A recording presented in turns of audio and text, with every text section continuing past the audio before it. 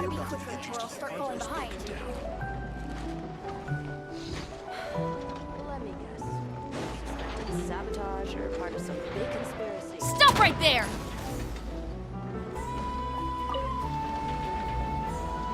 All 15 samples have been collected and encased in low-temperature vessels. 2 layers, 1 metal, 1 ceramic, ready to be shipped tonight. Take them to the Flower Feather clan via express ship. From there, get them on priority shipping using the courier's Blue Bolt service.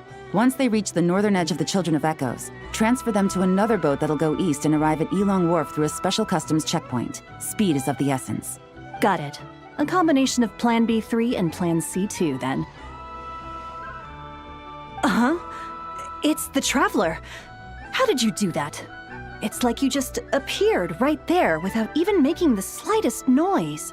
Don't be nervous. Just treat him like he's your boss. Interesting timing. Traveler, meet Cyril. She's with us. I'll leave you to it then. Miss Yelon, I'll ensure everything is arranged to your specifications.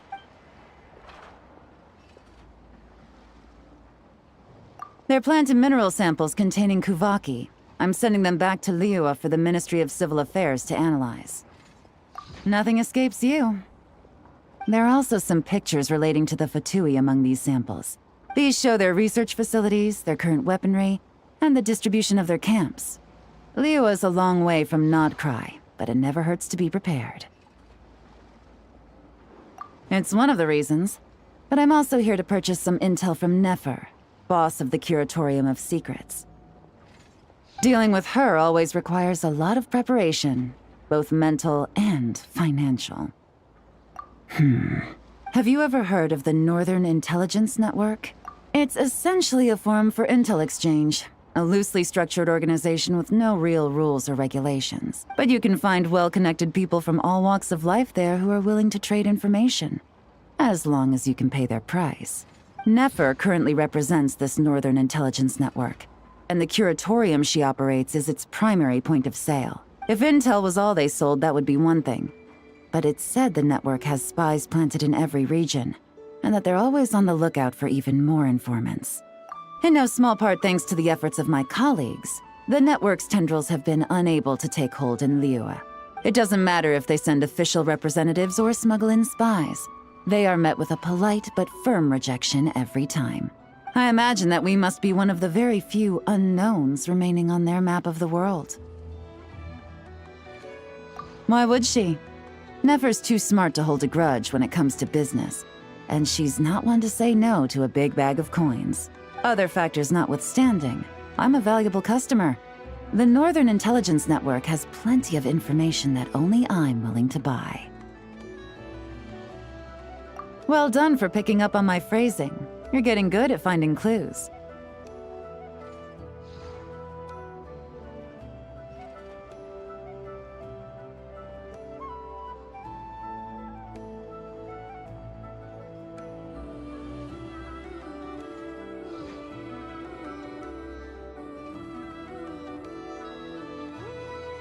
Up until now, all of my dealings with the network have been of a personal nature.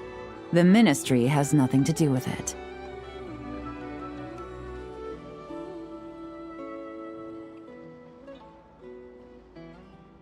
Of course. Let's just say I have lots of influence. Mora. Lots and lots of Mora. More than enough to influence dear Lady Nefer. With someone like her, it's better to spend a little Mora than to end up owing a favor. It's important to remain vigilant in your dealings with her. She's not an easy person to deal with.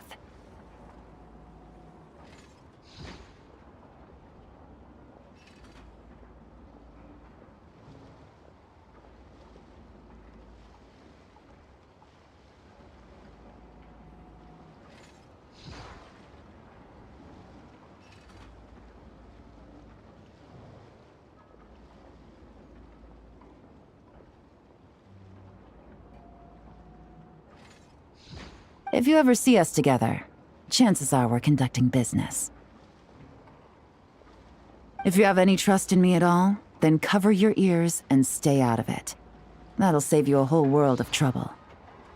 Anyway, that's enough chit-chat. I still have some preparations to make.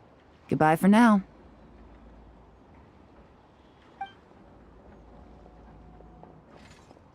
Oh, and Traveler, before I go, if you don't mind me saying, you may wish to return to Liyue for a cup of tea.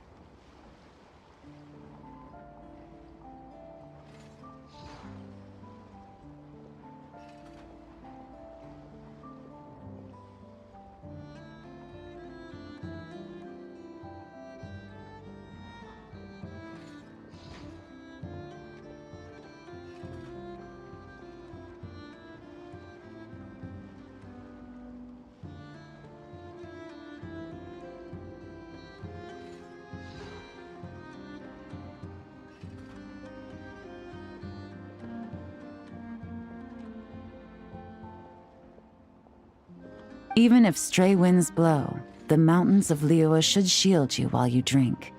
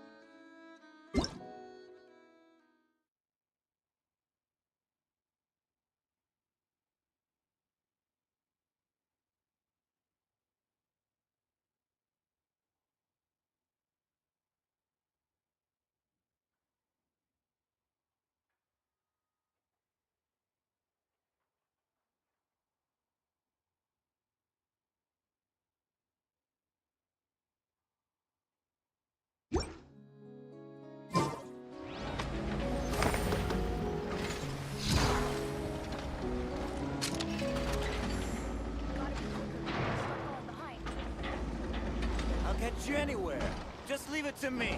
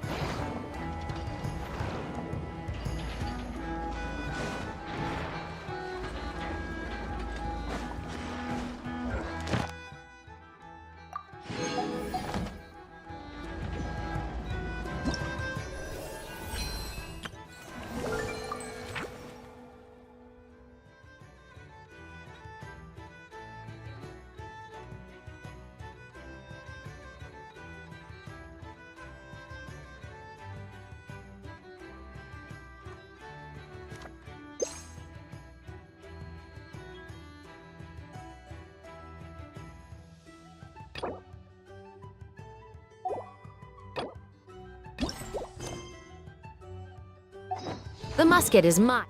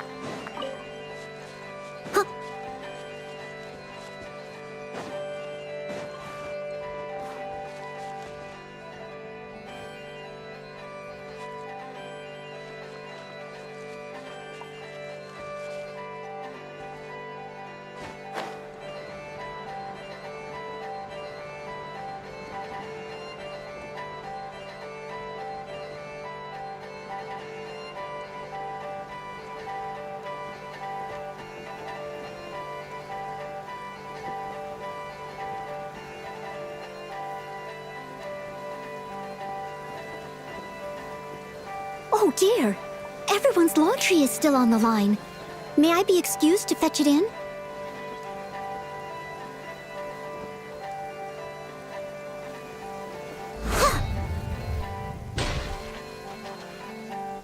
I'll catch up.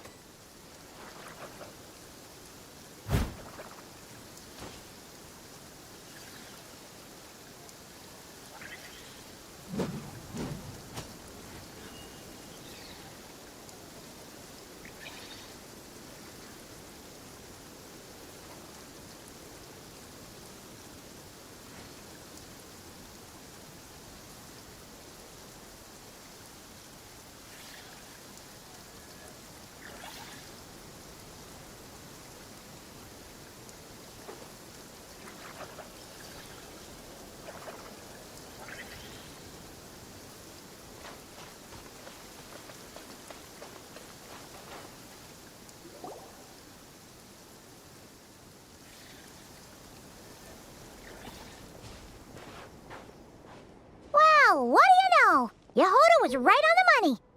This phantom really is your spaceship. But that's so weird. Why would it show up here? Is it some kind of projection? Or a ghost? Like, maybe it no longer exists. But somehow it left an afterimage? Ah, you're already here. Miss Lauma, what a surprise. I thought you were busy with festival preparations. I was, until one of our people informed me that a strange sight had appeared at Starsand Shoal. No one's ever seen something quite like this before. I thought I should see it for myself. Same here. Oh, so we heard that these things appear around the festival period. Any idea why that is? Unfortunately not. We have very limited information about them, since they can't be interacted with. And no human phantoms have ever made an appearance before now. The most we've been able to deduce is that these sightings appear to be connected to the increase in Kuvaki energy around this time. Yeah, seems like that's all we can do. This is all so confusing. Allow me to lend you a hand.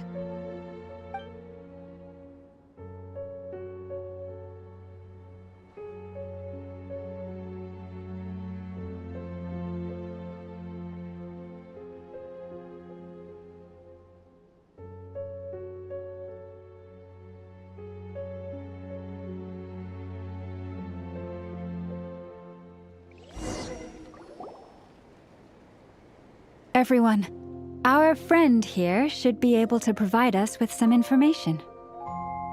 Is that a phantom rhymehorn deer?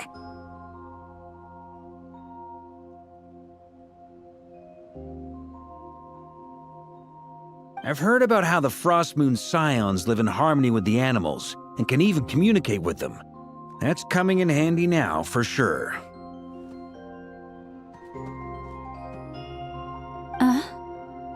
Okay. Yes, I understand.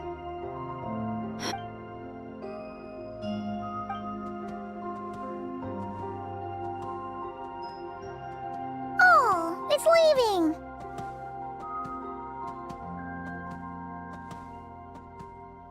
It appears to share our curiosity about this giant spaceship, so I asked it if it wouldn't mind investigating along with some friends.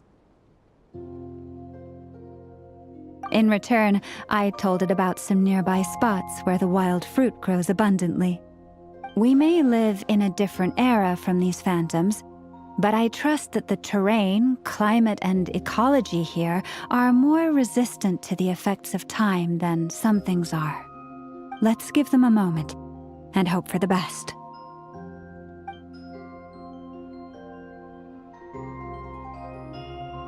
All back together?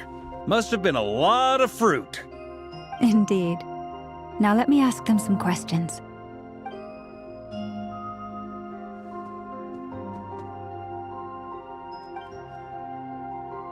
It did find a lot of wild fruit, enough for them to feast for a long while. This puffin circled in the air several times, but didn't spot anything out of the ordinary. Certainly nothing to do with the spaceship. Well, it definitely makes sense to get a bird's eye view. Indeed. Other than that, I was also thinking that the world these phantoms see is also different from ours. Oh, I get what you mean. The wild fruit exists in both times and spaces, but there might also be things that only exist in that space-time, which we can't see. Good point. Great thinking, Llama.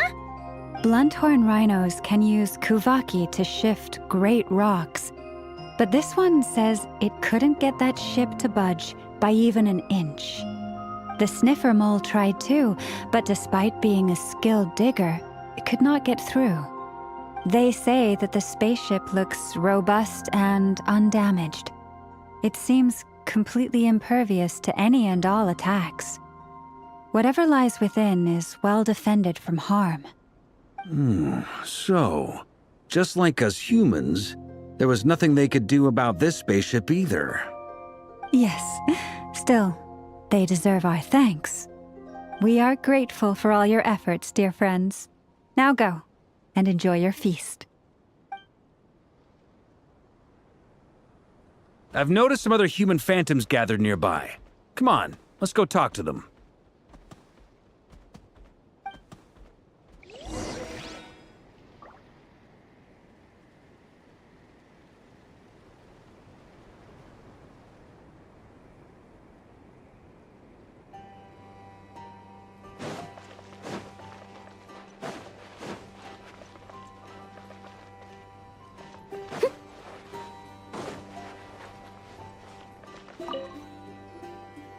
What is this thing?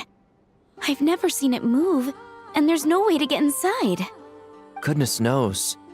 My grandpa says it's been sitting here at least since his grandpa was still alive. What about his grandpa? Did he say anything to your grandpa's grandpa about it? Huh? I don't know. In all likelihood, it was here back then too. Hard to imagine something this huge could move. Guess that means that as far as they're concerned, this ship's been around a long time.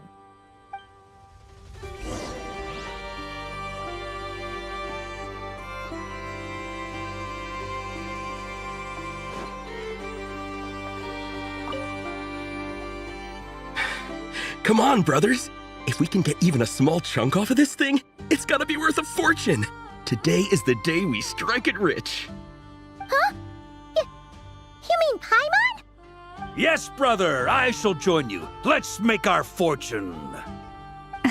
We should go with them. What the? This thing is crazy tough. I can't even scratch it. What's it made of? Sorry, brother. Looks like we'll have to seek our fortunes elsewhere. Enjoying yourself? I was just seeing if I could influence this phantom's perception by playing. But... Yes, brother, I shall join you. Let's make our fortune. I'm sure we're all starting to build up an idea of what's going on here now that we've spoken to some of the people. These phantoms are reenacting real historical events in Nodcry. It's almost like we're in some kind of interactive stage play. We can talk to the actors, but the plot is fixed and we can't influence it. It makes sense. History is set in stone. The objective facts of the past cannot be changed. Paimon totally thought you were just goofing around earlier. But actually, you were doing some serious investigating. Of course I was. Anyway, at this point, I think we're forced to conclude that although the Phantom spaceship is right there in front of us, we aren't going to learn much about it from these people.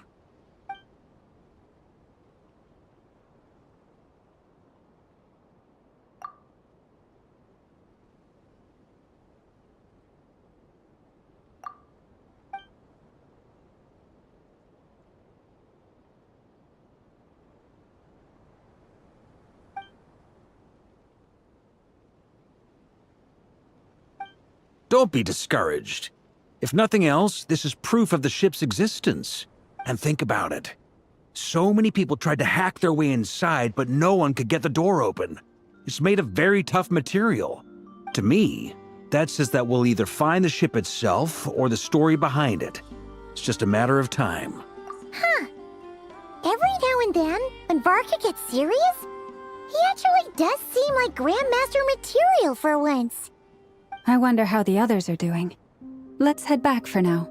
Sounds good.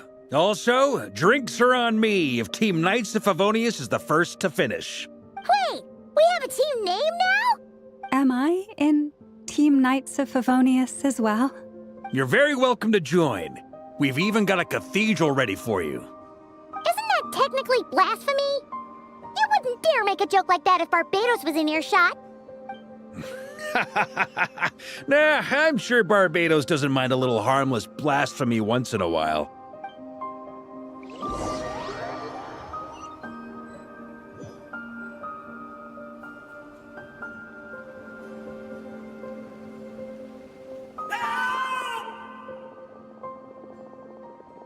Oh, no! Get away! Oh.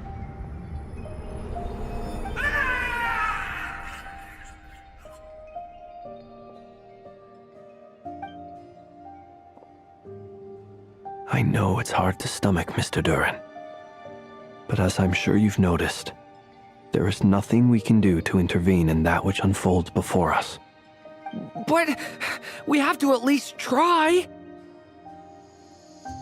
And try you have. But are you aware of how many unsuccessful attempts you've made now? I wasn't keeping count. I'm afraid this is the 39th failure so far. Or the 5th if we're only counting this particular victim. There are no indications that these phantoms may be altered in any way. You seem to have calmed down a little. I'll make us a fire. You should rest and have some water. Feeling any better now, Mr. Duran? May I ask a few questions? Be my guest. What exactly are we witnessing here? What happened to those people? My guess would be that we are seeing Nodcry during the Conrian Cataclysm. Would that be accurate? Conria. That is correct. As you know, once the Abyss senses even the tiniest crack, it floods in and spreads like wildfire. There was a time in the distant past when it permeated all of Nodcry, causing immeasurable harm. The people paid a terrible price to heal this land. Then, 500 years ago, the whole of Teyvat suffered an abyssal disaster. Once more, Nodcry was dealt a devastating blow. I see. In the face of the abyssal onslaught, all were like grains of sand tossed around by a tidal wave. Be they human, fae, or god. The moment you witnessed is but one drop in a whole ocean of catastrophe. All right. I guess that answers my second question, too. I wanted to know why there's nothing I could do to help them, and that's because what we are seeing is history. That would be my guess as well. As I understand it, history and fate are not all that dissimilar. The latter may be unseen to us, but both are immutable. Yes. Fate was determined long, long ago. I still have a couple of other questions for you, Mr. Flintz. You mentioned more than one abyssal disaster that has struck this land in the past. How can you be sure that what we're seeing is from the Conrian incident? And also, how are you able to stay so calm when you're talking about these events? From everything I know about you, you're not cold or ruthless, and you're not indifferent to the suffering of others.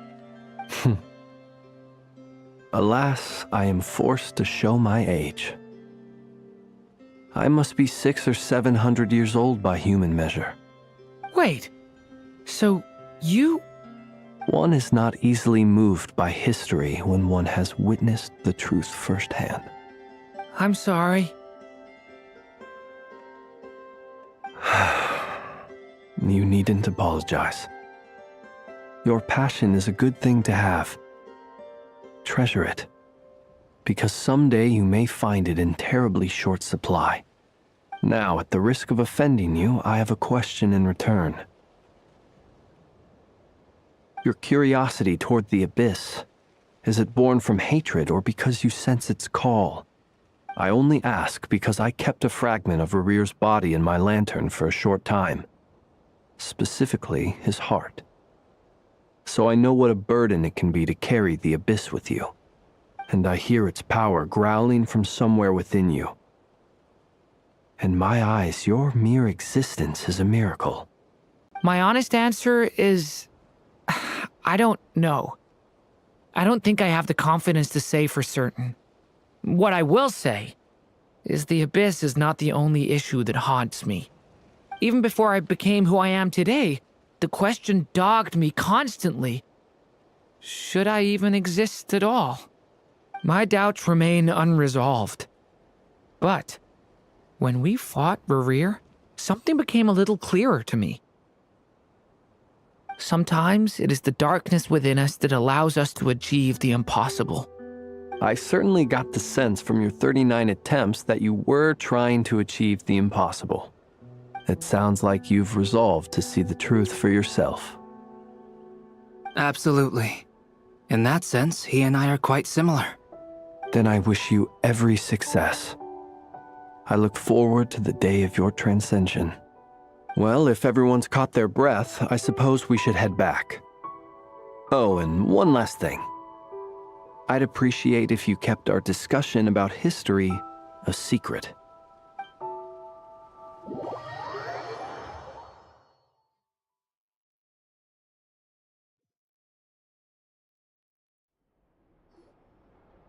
Incredibly, our separate investigations led us all to the same conclusion. Hooray for consensus! Yeah, but we barely learned anything, though. I totally thought this would be the mother lode. Talking with the ancients? I mean, come on! But nope. All we got was useless snippets of conversation. And all this stuff about moons and hyperopia. What a load of baloney. Seems like people back then had a few screws loose. I understand your frustration. We found the same issue. Each phantom only showed a very brief moment in time.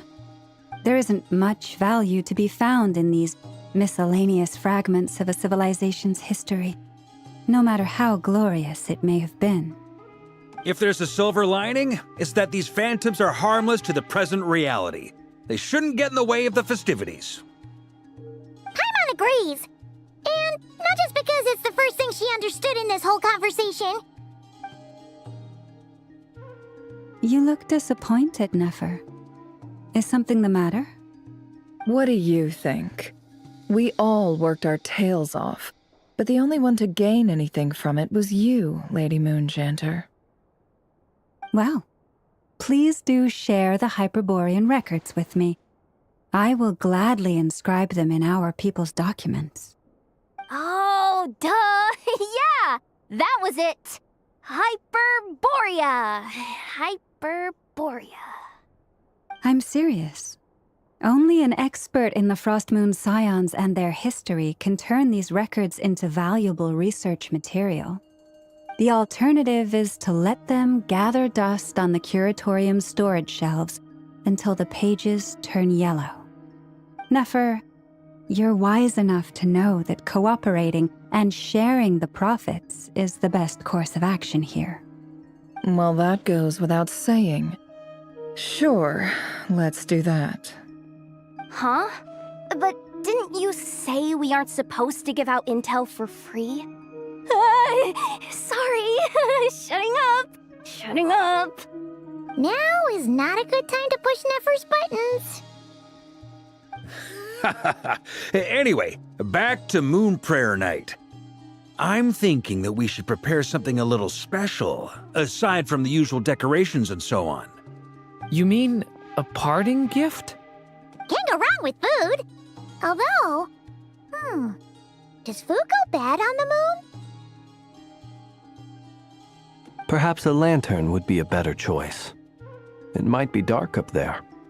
It could prove difficult to light a lantern on the moon. Magical stones might serve that purpose better. What about a clockwork mecha model from Fontaine? I've got a whole bunch at home. I use them for fighting practice in my free time. None of these sound like things she would be even remotely interested in. But we don't interact with her enough to know what she likes. Yeah. It would really save us the guesswork if someone could find out what she's into. Wait, what the? Traveler? They're all looking at you. Great! Haha, problem solved. Now, I need to stop by Dory's. Gonna need her help sourcing a bunch of stuff for the festival. Then let's leave it there for now. We all have our own business to attend to. Traveler, if you find out what Kutar likes, let us know right away.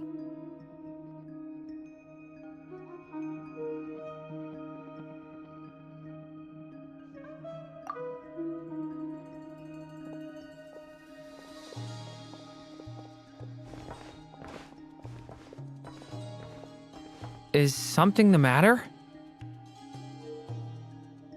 I'm fine. It's just... I'm still feeling a little rattled after witnessing the horrors of the Abyss. But it's okay. This is something I have to work through. I'll be all right. Thanks for your concern. Well, don't put too much pressure on yourself. If you ever feel like something's wrong, physically or mentally, we're here to talk. Come on. Stop treating me like a kid.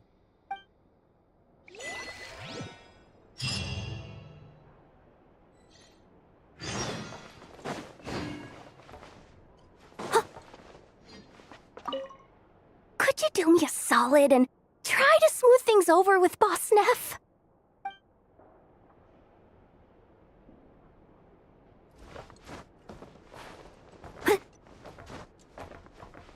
Miss Lauma, would you accompany me into town? I think it'd be best if you saw the Frost Moon Scion's decorations for yourself. Very well. Let's go.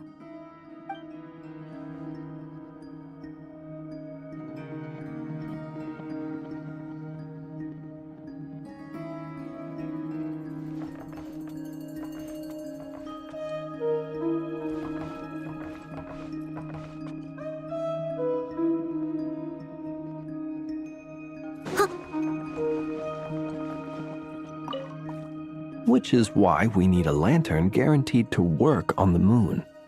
Yes, I have a few ideas, but the lantern itself is the easy part.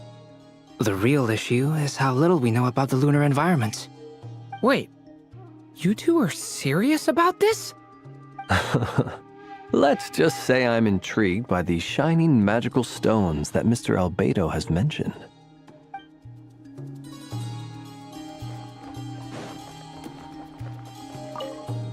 You should get going. It's important that we ascertain what Kutar likes.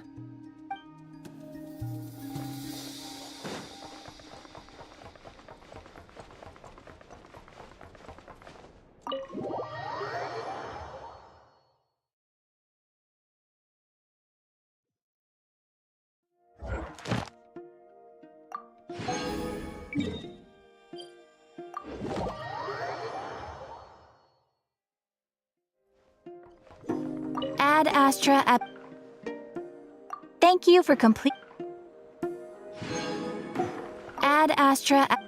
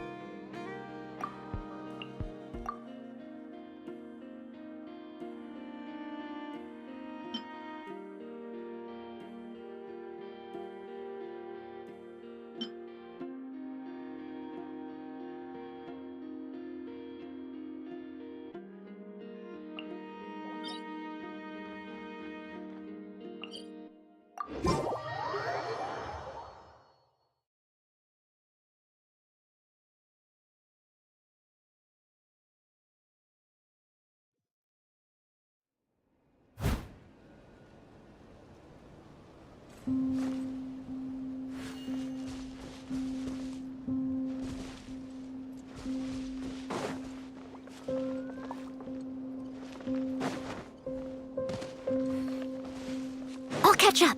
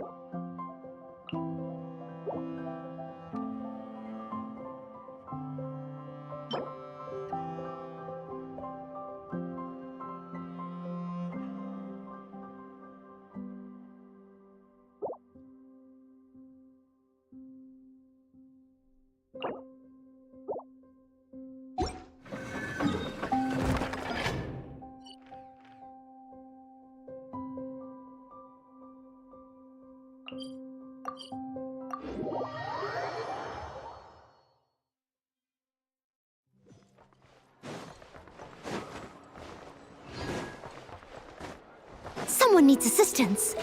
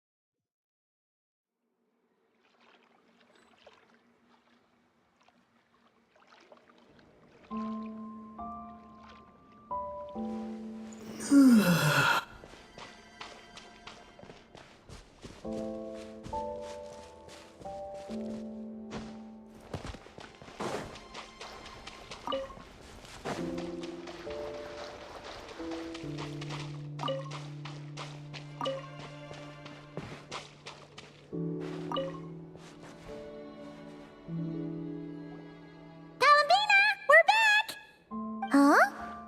She's not here. Weren't there a few Kuhenki here last time, too? Where did they all go? Walkies? For Kuhenki? You're not pets, you know. Oh, well. Looks like we just came at a bad time. Let's try again tomorrow. There's still a few days until Moon Prayer Night, so we're in no rush. Besides, she needs time to rest anyway.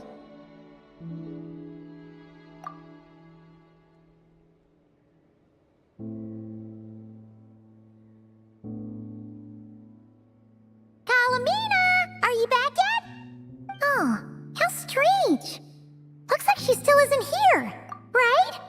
It's not like her to spend so much time outside, especially since she's worried about attracting unwanted attention. What about Luonatar? Luonatar, you there? Hey! Do you know where Kalambina went? Sorry, didn't understand. But if you know where she is, could you take us to her? Yeah, that's even stranger. What about him? Oh, that's not good news. They change color when Kalambina gets weaker, right? And they look super pale right now. Good idea. She might know what's happening.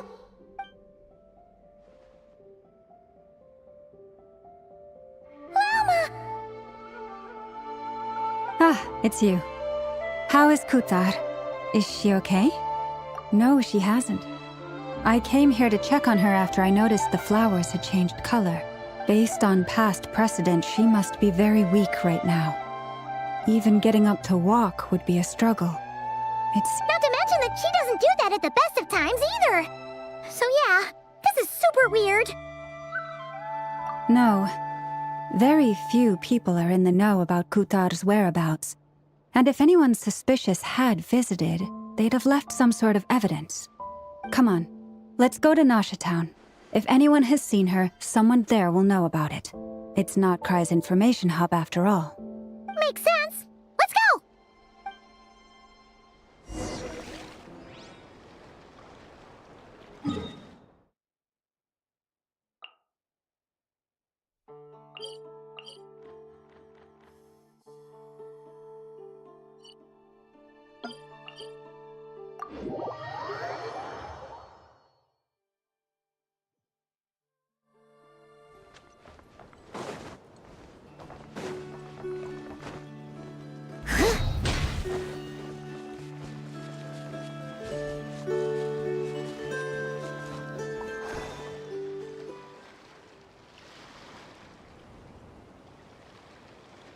Moment. Is it just Paimon, or is this stall kind of suspicious? It's never been here before, right? No, I don't recognize it. Alas, your free and easy adventure time is over. Now, prepare to face the final boss of Nod Cry. Whoa! Where'd that voice come from? Not sure, but it's definitely hostile. No, no, no, not that way. The final boss is right here. The sniffer mole? That's the final boss? Surely not. Okay, the jig is up. I'll stop teasing you. Turn around. I'm right behind you. It seems I've managed to leave quite an indelible impression, even though you've never seen my face. Ah, nothing could make a great mage more pleased with herself.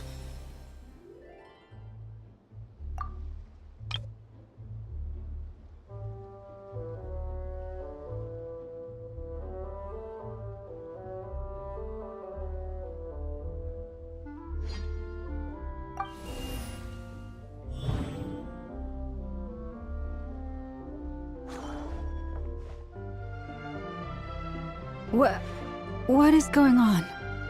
I've heard that all the big shots in Teyvat have long, wordy titles that stun people speechless when they make their entrance.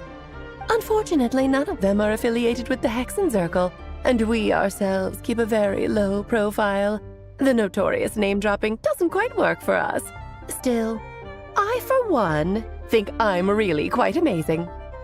So that didn't stop me from coming up with a title anyway. Alice! It's really you this time? Not a lantern or a Dodoko, but Alice in the flesh? Ah, that's right. So, what do you think? How does it feel to finally meet me? You look like... What is that supposed to mean, I'm the mother of Klee, Teyvat's #1 cutie. How old could I possibly be?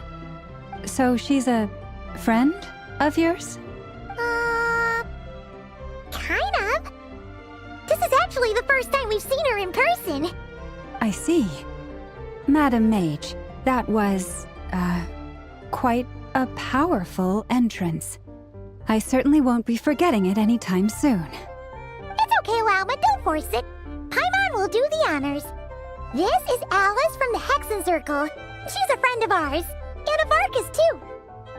That's right. She's a good person, just kinda... unpredictable.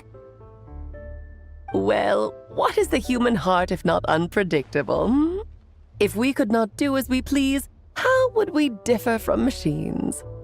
I am Lauma, Moon Chanter of the Frost Moon Scions. It is a pleasure to meet you. Oh, I know. Before you got here, I spent a good, 15 minutes getting up to speed on Nodcry's present situation. In other words, I've read the whole in the last episode part, so we can skip the pleasantries. Fair enough.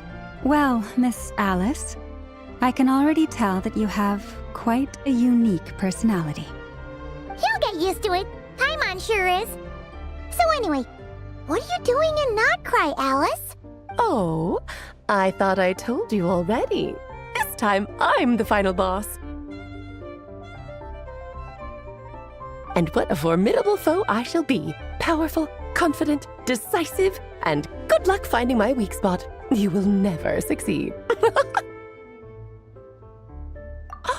Oh, drat! My one weakness, and you found it in an instant. Fate has been dealt a devastating blow. Thus falls the great Dodo King. Why are you playing along with this nonsense? For funsies, of course. What's wrong, Paimon? Are you disappointed in me? Am I a gigantic letdown? No, it's just... You seem like a busy lady. And this is the one time you've shown up in person. Paimon figured it would be for something more high stakes than just goofing around. You're quite right. I'm here in Not Cry because something big happened. Something big enough it caught the attention of the Hexen Circle. It concerns the 3 moons, Tevat's borders, and of course, the moon goddess you are currently searching for. Kind of. Why don't we discuss this over a pot of tea? My main reason for coming on this trip to Tevat was, of course, to have some fun. But I do technically have a job to do as well, namely, maintaining the stability of Tevat's borders. I'll skip over the complicated parts, but to sum it up, abyssal energies are all that lie beyond Tevat's border. We'd find ourselves in a real pickle if they ever made it through. And the phantoms you've been seeing are a sign that the border has been disturbed. No wonder they tend to show up around Moon Prayer Night. Is it because the real moon is now so close to us that its power can cross the border? In part, but only a negligible amount passes through. Just enough to influence the verdant crests and so on. And as you've noticed, there has been an unprecedented number of phantoms appearing this year. The influence of the moon beyond the border cannot explain this. No, there is another far greater factor at play. The trilunar syzygy. A trilunar syzygy? Eons ago, before the heavenly principles came to Tevat, it was the then 3 moon goddesses who controlled the laws of this world. Oh, that's exactly it! The 3 goddesses split these powers amongst themselves, promising never to consolidate them into one singular body. This was meant to keep the world stable.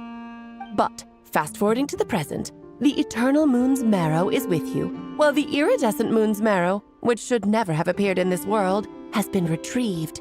Add that to the presence of a moon goddess in the flesh and... the power of all 3 moons is gathered here in Not Cry. There hasn't been an event like this since the War of Funerary Flame. And it's having a noticeable effect on Tevat's borders. Because I wish to give my darling daughter a peaceful, sunny environment to grow up in. Is that a good enough reason? Kinda sounds like you're dodging the question, but it does make sense. Well, that's one reason anyway, and the most important one. The others are a little complicated to explain. For instance, cleaning up after dearest Miss R. Albedo could tell you more about that if you're curious, but right now, I have a more important question to ask you. Why are you collecting the moon marrows? I see. Nicole told me about that legend once. Nicole? You mean Mage Anne? Oh, so you remember.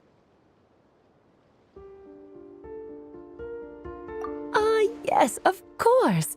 That was a story about fate, her area of expertise. But back to the story of our dear moon goddess. I'm afraid her intended method of returning to the moon is unlikely to work anymore. What does that mean? She may be missing, but she hasn't gone anywhere. She has disappeared.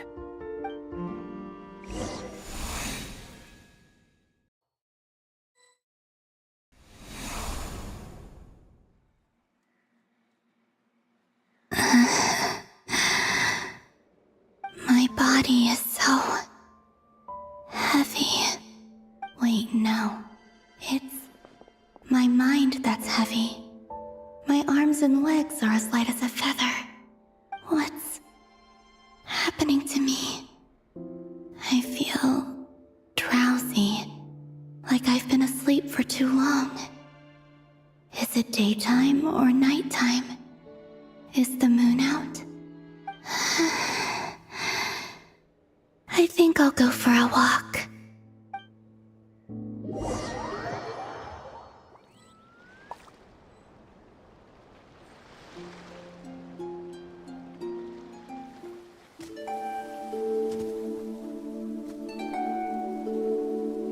Are you out for a walk too? Huh?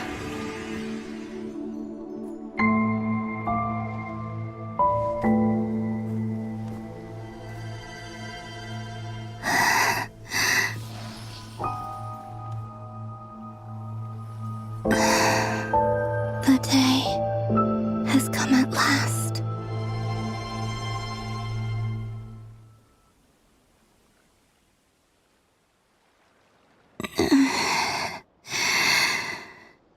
Have I grown so weak that I can't even sustain my physical form? But Moon Prayer Night is nearly here. I was so close to returning home. Death is near. Is this how it ends for me? Will I return to the moon after I disappear? Or... I don't want it to end like this. So far, at least, I still exist. Even if not physically, I can still feel. But as my power wanes, I'm sure that too will fade. I suppose I might take one final look at this world. The world where I was born.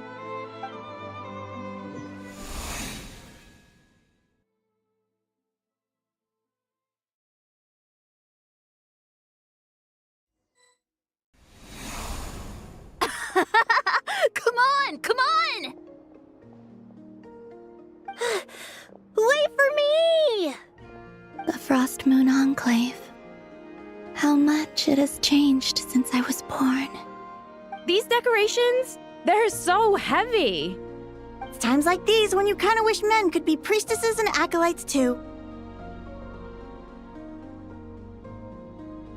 How fascinating. I've never had the chance to be privy to people's private lives in this way. In the past, people would get so solemn and serious the moment I showed my face. Like they were frozen stiff. Karina, Lametti, it's time to eat. Coming!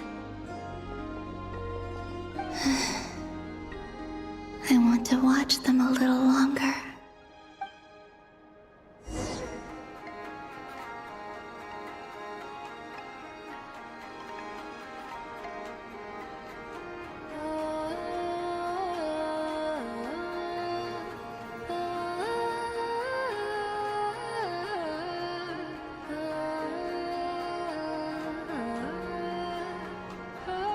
So just fill these balloons with air, right? Yep. Try a couple now to test things out. The rest can wait till Moon Prayer Night. Think fast! Rita! Teasing an acolyte of the Frost Moon Scions? Surely that's a punishable offense. Take this! Huh? All right, enough horsing around. Lady Lauma gave us a task. We should get back to it. The task is just to check that the balloons don't leak, right?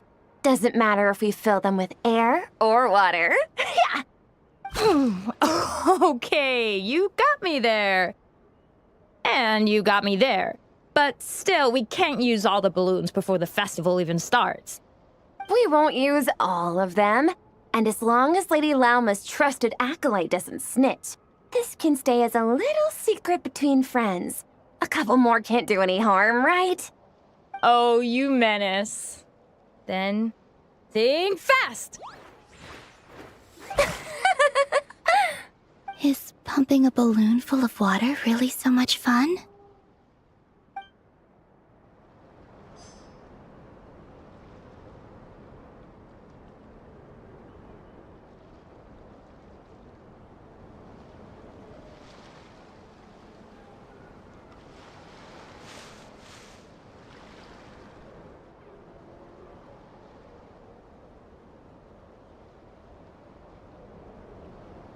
I'm sure you're both tired from playing all day. Come on, eat up.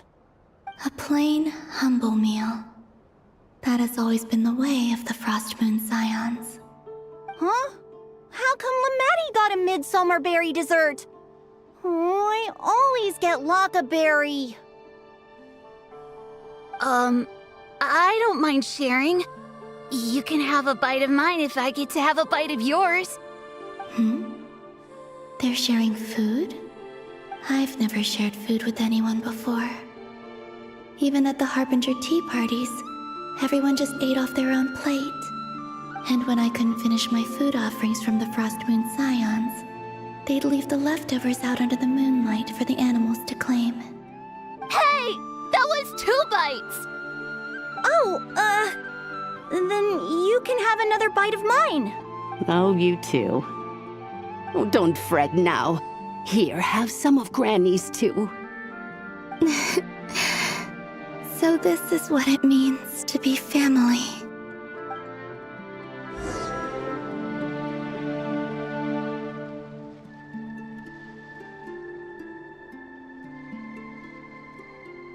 I'm seeing so much that I'd never usually get to see. They'd never act like this when I was around. It's nice, being able to just watch people in peace in these final moments. What a rare opportunity. I think I'll go take a look around Nasha Town, too. Maybe the Traveler will be there.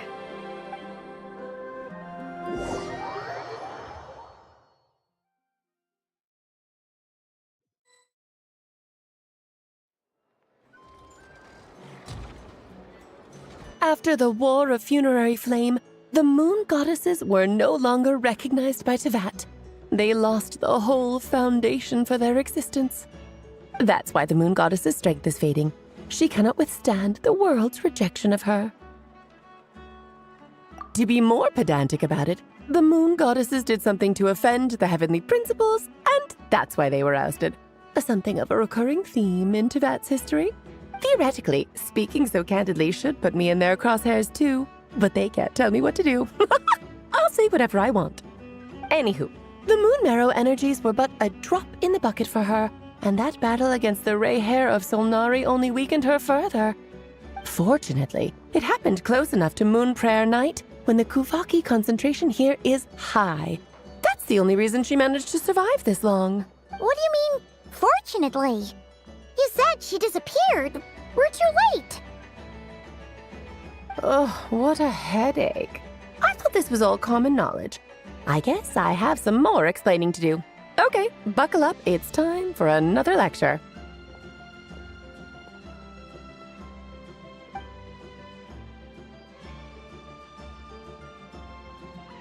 Now, I said earlier that the moon goddesses lost the foundation for their existence. The reason for that has to do with the natural order. Basically, the rationale for their existence in Tevat was lost. The same logic applies to the present moon goddess too. Consider her existence so far. Her comrades in the Fatui called her Damselette. And she was worshipped as Kutar by the Frost Moon Scions. But these connections have now been severed, whether by her hand or yours. So, the rationale that once sustained her existence is now gone. Wait, we did that to her? Oh, well, strictly speaking, yes. But let's not start pointing fingers, shall we? I'll only end up as the big bad villain, and that's not the kind of final boss I want to be. Of course I do. I'm only the greatest mage in the whole entire world. Now, if you wish to find your moon goddess, there are 2 problems we need to solve. Firstly, we'll need to strengthen the connection between her and Tevat, at least enough to sustain her until Moon Prayer Night. Strengthen her connection. But does that mean I'll have to rally all the Frost Moon faithful behind this? I'm afraid a bygone faith and a former home won't be of any help to her now. Do you know her name? Her name? Oh, yes. Names are very important things. A name is a fundamental concept that anchors one's entire existence. Then your first job is to find it. As a moon goddess, I'm sure she must have a name she identifies with. Neither Columbina nor Kutar is her true name, and she's never really accepted either of them. So, finding out her real name is enough to sustain her existence? Yes, I know it sounds like a small step, but every journey begins that way. So for now, that's all we need to focus on. The second problem is with her plan to use the moon marrows to return to the moon. Unfortunately, piercing through the false sky will take an enormous amount of power. Given her current condition, she won't be able to provide anywhere near enough power, even if she recovers her physical form. But no need to fret. Nicole's the expert in this field, and I'm sure she'll figure something out. Wait, Mage N is going to help us out too? That means we've got 2 Hexacircle mages on the case. This is turning into a pretty big deal. Actually, this is more of a side quest for me. Like you said, I'm a busy lady, so I can't stay for too long. I'll have to return to Tevat's border soon. That's the upside you get for looking out for my little Klee. Hopefully that will incentivize you to carry on keeping her company in the future. Anyway, jokes aside, you'd better get moving. It will take quite a miracle for the moon goddess's consciousness to hold out till moon prayer night. Oh, I suppose I might as well tell you where Nicole is before I leave. Off you go now. Time to meet your new friend. Oh, yes, and a little suggestion. Don't forget to mind your heads. What? I wonder how Durin's doing. I should really go see him before I head back. You really are super busy. I most certainly am. There's so many children I have to keep tabs on just in Mondstadt. Durin, Albedo, Venti, Varka. Klee didn't make the list, huh? Of course not. Klee is my pride and joy. I have no qualms about her, because she's the best child in the whole wide world. Yep. Klee's a little angel. I'm glad you agree. Well, all the best. See you when I see you.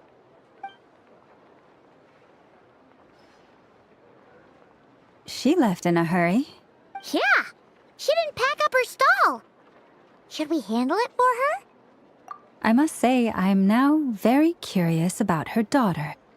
Klee, wasn't it? What? That's a long story. Come on, we'll fill you in as we go.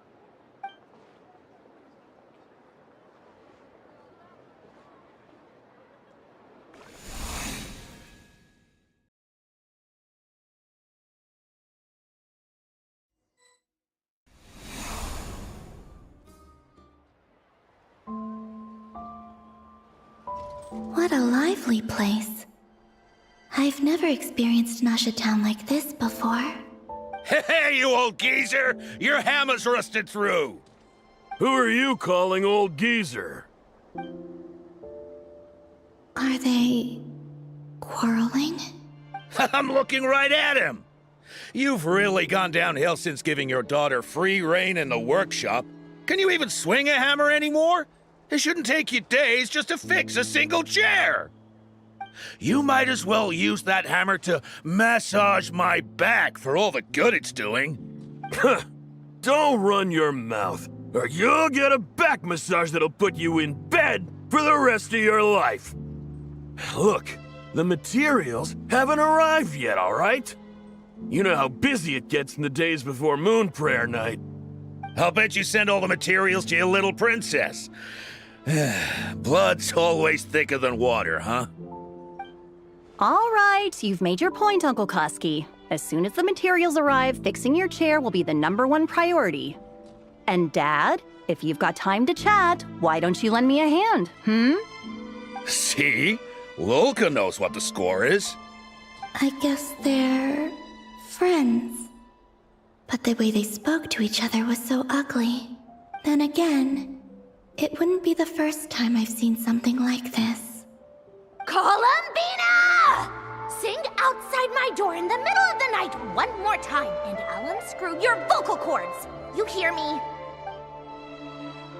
Oh, Sandrone. So that was her way of trying to be friends with me.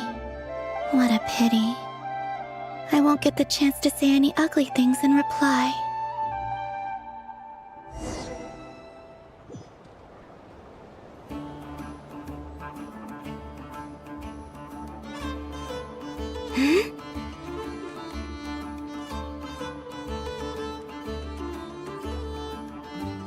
Hey, have you decided what to give her for Moon Prayer Night? I sure have.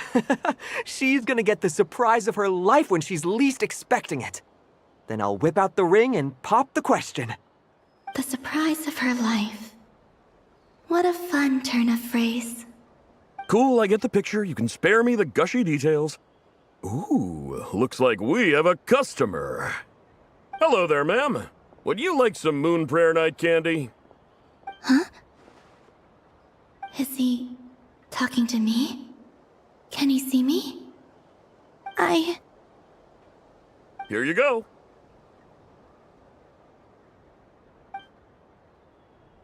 Oh.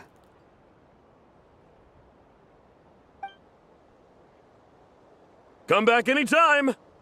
Right. Now, where were we? I don't know why, but I still held out hope.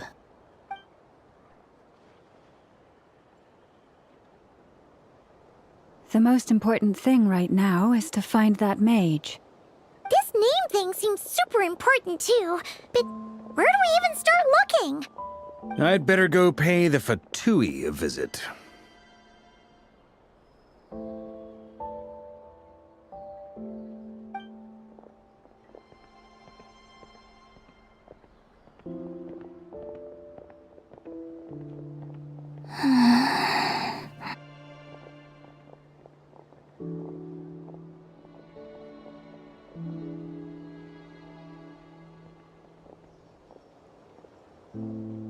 Columbina?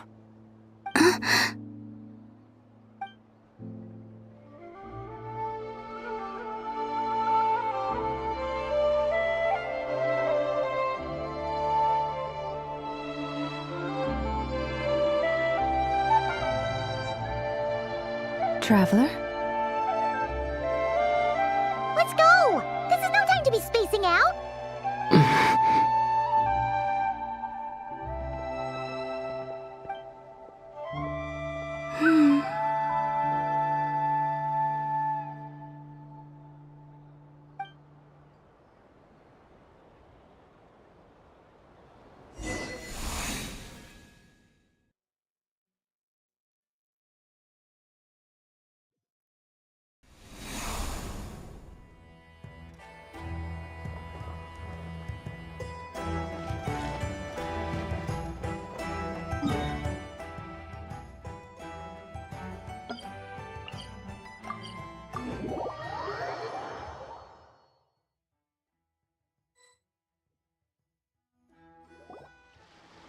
Where are they going?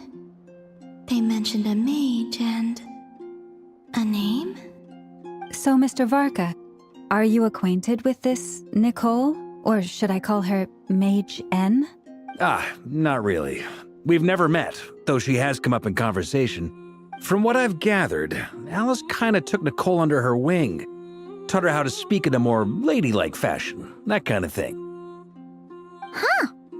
Hard to imagine Alice as an etiquette coach. Yeah, Alice is a larger-than-life personality, I'll give you that. But then again, that's why she's able to draw such an eclectic mix of people into her inner circle. If I remember correctly, being an interesting person is actually one of her main entry requirements. So, if you ever wanted to join the Hexen Circle, I'm sure you'd both be eligible to apply. Hey! Don't go around making promises on Alice's behalf. I wouldn't dare. I'm just trying to paint a picture of the Hexencircle for you. Okay, sure. Anyway, since none of us have ever met Nicole, how are we supposed to find her? We can't just go up to every woman in sight and ask, "Hey, are you Nicole?" Maybe something she's wearing will give it away? Like, a wind bloom pinned to her chest or something. Wait a minute. Alice never said Nicole was from Mondstadt. Oh, true. That would be this young lady, then?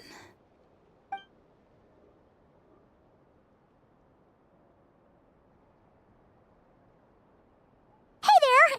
Sorry to disturb you, but are you Miss Nicole? Varka, Knight of Boreas of the Knights of Favonius. Alice might have mentioned me before. Mm-mm. Have we got the wrong person? Sorry.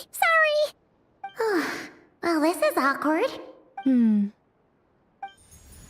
I shook my head, I meant, no, Alice hasn't mentioned you before. Huh? Where is this voice coming from? My apologies. For certain reasons, I am unable to speak. This is the only way I can communicate with you. It might take some getting used to, but I hope you can understand. Hey, it's fine. I'm more shocked by the fact that Alice never speaks about me.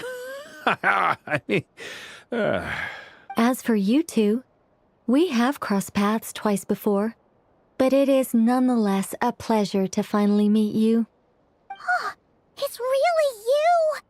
Thanks for all your guidance in the past! You're quite welcome. This time, things are different. We have reached the unwritten pages of the story. You might say that we stand at the crossroads of fate. Now then, allow me to formally introduce myself. My name is...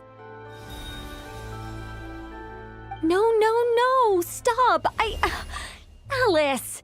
I can't believe it! I had a whole speech prepared. I'd agonized over every single word. She always picks the worst moments to ruin other people's plans. I'm so sorry about that. Alice took the liberty of devising some bespoke self-introduction magic for each member of the Hexencircle. But I could have sworn I deleted all of the triggering conditions for it. How did it bypass everything? Oh gosh, this is so embarrassing. This is a very different side of Nicole than what we're used to. Is she not used to face-to-face interactions? Don't worry about it. We've seen that introduction magic once already, so it wasn't too much of a shock. Please go on, Miss Nicole. We'd love to hear what you have to say, or, well, communicate. Huh? Are they talking to this lady? But... Will you all promise to forget that horrendously embarrassing introduction? sorry, embarrassing. When?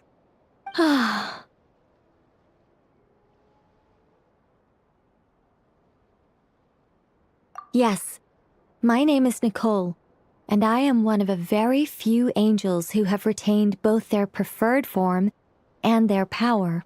The Traveler and Paimon should be no strangers to this concept. There is another of our kind in Natlan. They call her the Lord of the Night. Right! Paimon remembers her. Yes. Well, I have retained more of my power than she. It's because I don't have a long-term duty to fulfill. To be more specific, no. We'll be here all day if I get into the specifics. Moving on. If I'm not mistaken, you are here because you wish to learn how one might reach the moon beyond the sky. That's right. Is that something you can give us any guidance on? Yes, I do know a way. It began with the Hyperboreans, who lived after the War of Funerary Flame. Blank looks. Maybe I should start with the background of the war. Or maybe not. It shouldn't be an issue. I'll fill in the gaps for you when we have more time. Anyway, after that war ended, the three moons retreated to beyond the false sky. The Hyperboreans were humans I once aided. They accepted the civilization and creations bestowed upon them by the angels.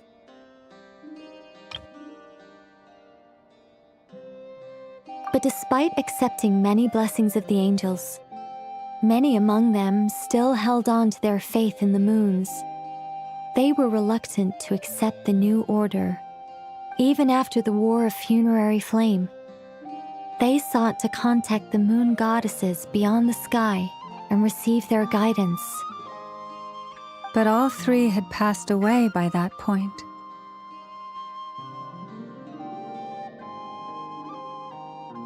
This mage has a unique method of communicating. Is she talking about the moons? Yes, but they did not know. And so, still they prayed for the moon goddess's mercy. After building titanic structures that consumed vast amounts of Kuvaki, at last they glimpsed the moons and heard their voices. But of course, they were gravely disappointed, for it was then that they realized the three moon goddesses were dead. Oh, that's such a sad story. It is. Humanity was in a very sorry state at that time.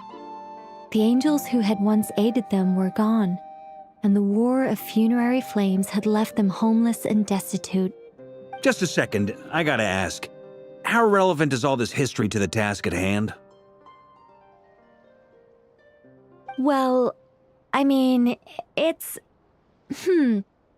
Okay, it seems we've drifted into irrelevant narrative waters. It's been a while since I've had the chance to speak inside someone's head. As soon as I got started, I lost control and the words just flowed out like a waterfall. What I'm trying to say is... Right, yes, that's it. The relevant part is the ritual created by the Hyperboreans. The fact that they bypassed the false sky and saw the true moons implies that they successfully built a connection between Tevat and the outside world. Which means, with enough Kuvaki and a sufficiently stable connection, it should be feasible to send one person over the border. Okay, so they built some kind of portal? Oh, yes. A portal. Yes. Is something wrong? You sound disappointed. I just didn't expect you to summarize it so well. It turns out I could have said all that in one word, if only I'd managed to think of it. No, please, it's fine. This is invaluable knowledge. I'll be sure to record and preserve everything in writing. Oh, really? Well, in that case, I suppose I could backtrack and add some more detail. I did gloss over a few things so far. Whoa, whoa, whoa, time out. Let's summarize what we've got first. The Hyperboreans were the last ones to use this method, right? So we somehow need to find whatever structure they built and make sure there's enough Kuvaki to power it up. Luckily, we have the moon marrow of both the eternal and iridescent moons, so we're all good for Kuvaki. Which means the key issue we need to focus on is finding the place. Am I right so far? Yes. Although I expect the structure is long gone by now.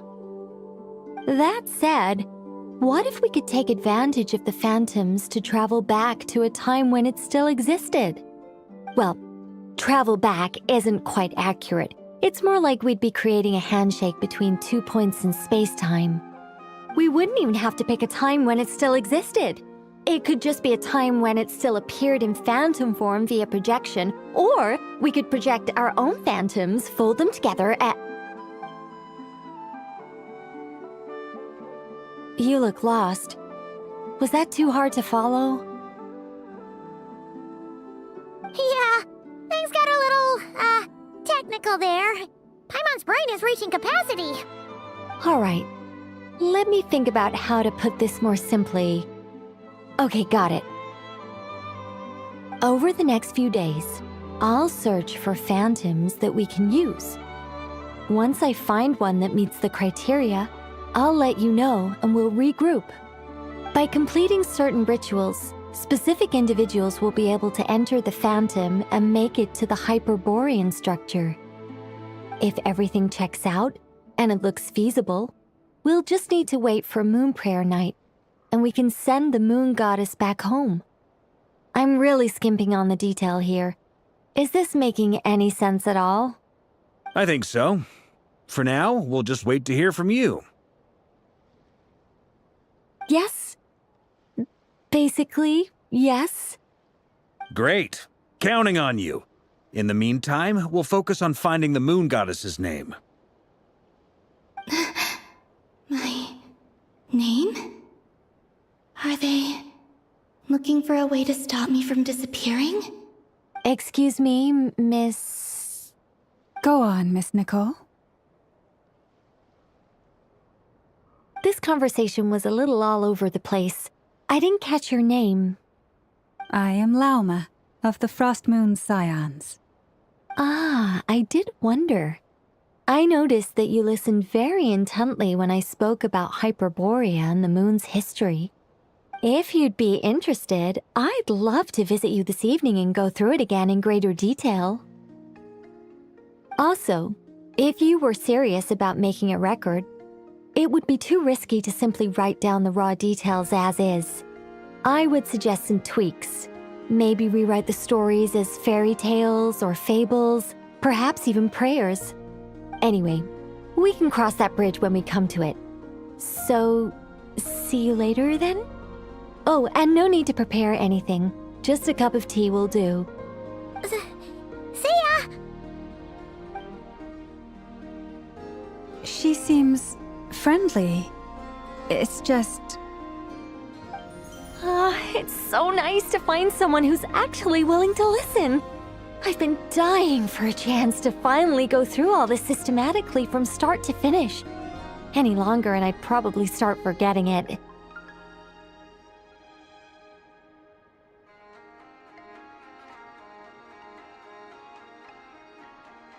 Now Paimon gets why Alice told us to mind our heads. Ha ha ha ha, what did I tell you? A lot of quirky people in Alice's orbit. Now then, the next order of business is, where do we start looking for the Moon Goddess's name?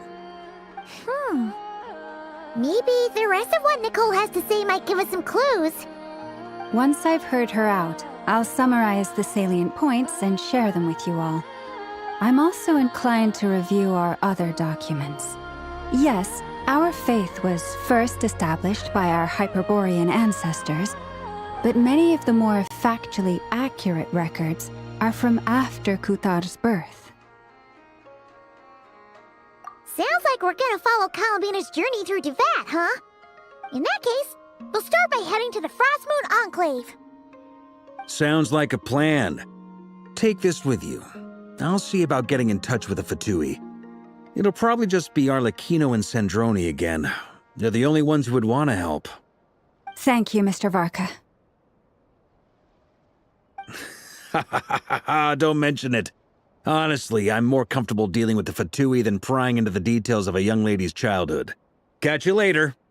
I should follow them, just in case there's some way that I can help.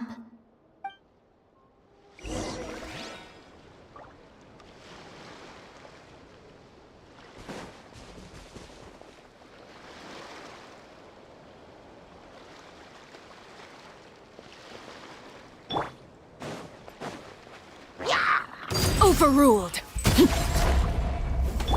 Final warning! Leave it all to me.